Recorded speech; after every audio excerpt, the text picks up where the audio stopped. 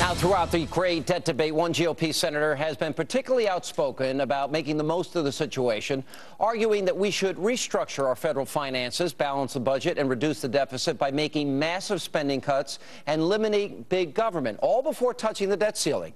Now, Pennsylvania Senator Pat Toomey has also publicly insisted that threats of a default are nothing more than a Democratic scare tactic, and he went head-to-head with former DNC Chair Howard Dean on this issue yesterday. Let's take a look. If the worst comes to worst on August 2nd, I think what's going to happen is we're just not going to pay Social Security and Medicare and some of these other bills, but we're going to pay our interest rate. We are going to pay Social Security. In fact, they probably have a statutory obligation to pay Social Security. There's enough revenue to pay interest on our debt, Social Security, Medicare, Medicaid, defense contractors, and active duty military, and have a little bit of money left over. I think the president is behind what I just said. That's exactly what he wants. Yes, he wants to get to a balanced budget. He knows he can't do it in a single year, and he believes that everybody ought to sacrifice. Howard, and I think that's a fact. The House is going to vote on a bill that gets there over 10 years, and the president dismissed it out of hand last week. This administration's not interested in getting the spending problem under control, and I don't know how much time we have to do that. And joining me now is the man himself, Pennsylvania Senator Pat Toomey, who's also a member of the Senate Budget Committee. Senator, welcome back. Hey, Sean, thanks for having me. All right, this is important, and I don't like to use strong language when we're talking about the President of the United States, but Howard Dean's lying. President Obama is lying to seniors in this country and trying to use them as political pawns. We take in $200 billion a month.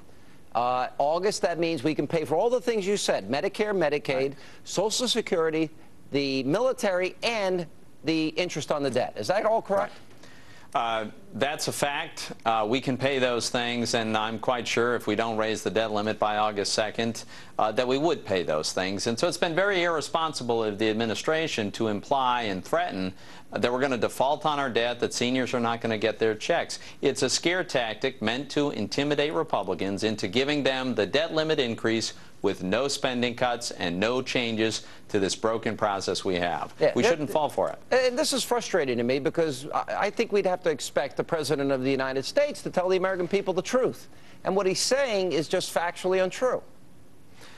It is untrue. The facts are what they are. This is not just me who's crunched these numbers. There are left-of-center think tanks that have done this analysis. And by the way, they want us to raise the debt limit, so it's not as though they have ulterior motives. The fact is, I want us to reach a deal before we get there, and Sean, that's why I'm excited about the vote tonight in the House. They're going to pass a bill that puts us on a path to a balanced budget. The president would get the debt limit increase he wants, and all we're asking for him is join us in putting our federal budget on a path to balance. Don't have to get there overnight, but how controversial, how crazy an idea is it to balance the budget? It's not. All right, I am angry, and I mean angry, at some of your colleagues in the Senate, and I'm frustrated. Today, I think the country should be focused on this one bill. Right. And I think the Senate ought to be focused on this bill. But unfortunately, we've got everybody doing their little side bills. So the president was able to divert the country's attention today and race into the Washington, before the Washington press corps and talk about, hey, hang on, we got a gang of six. Yeah. And it's frustrating to me because that's not the bill that I think senators and congressmen were hired to pass, or the McConnell bill for that matter. It's why would they be negotiating side deals when they ought to be saying to the president, sign this bill, approve this bill. This is the best bill for the country. This also deals with fundamentals, the structural problems we have. No, there is no bill that solves the problems that our country faces that's on the table. The various proposals, whether it's Senator McConnell's or the Gang of Six, I think those folks have good intentions. They're trying to make a best of a bad situation. But the only thing that actually puts us on a sustainable fiscal path is a bill that the House is actually going to pass tonight. So why would we ignore that fact? Why wouldn't we build on that and ask the president, are you really willing to plunge the nation into the chaos that you predict, all because you're that opposed to balancing the budget? Can I ask why Republicans aren't better chess players? Could I ask why they're not more strategic than this? Because they literally handed the president on the day they should be focused on this bill, as you point out. Now he gets to, highlight these other two bills, which don't even really exist.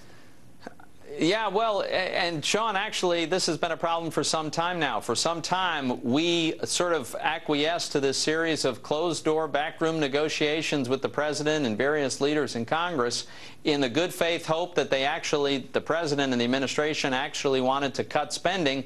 But let's face it, there's never been any evidence that they have any interest in really cutting spending and shrinking government. This administration has been all about the opposite. So we need the American people to say, Mr. President, we're really insisting now. You know, the last time we had a Democratic president, he agreed that we ought to balance the budget, and working with the Republican Congress, they actually did it. Yeah. So why is this so unreasonable now? It's not, and it seems that the Republicans are very foolish, seem to be negotiating against themselves, which is bizarre to me.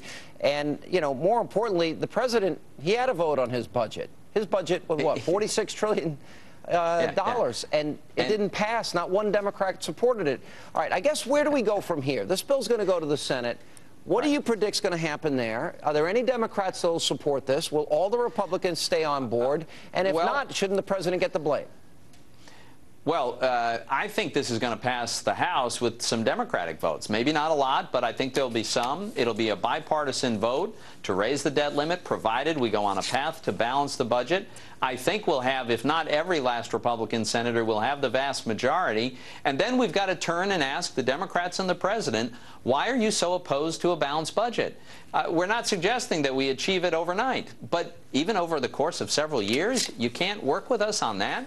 And I think when the American people understand that we're willing to raise the debt limit provided we get on the path to a balanced budget, I think they're going to make some demands of the president. This is the game changer for us. A big win tonight in the House, and then let's put some pressure on Senate Democrats and the president. All right, so could I put you on record as saying you will not support the McConnell bill, you will not support the Gang of Six as it's currently being negotiated, that you are only on record for cut, cap, and balance? Certainly in their current forms, I can't support those other bills. I do support, I'm a co-sponsor of cut, cap, and balance. All right, thanks, Senator. Appreciate your time. Thanks for having me, Sean.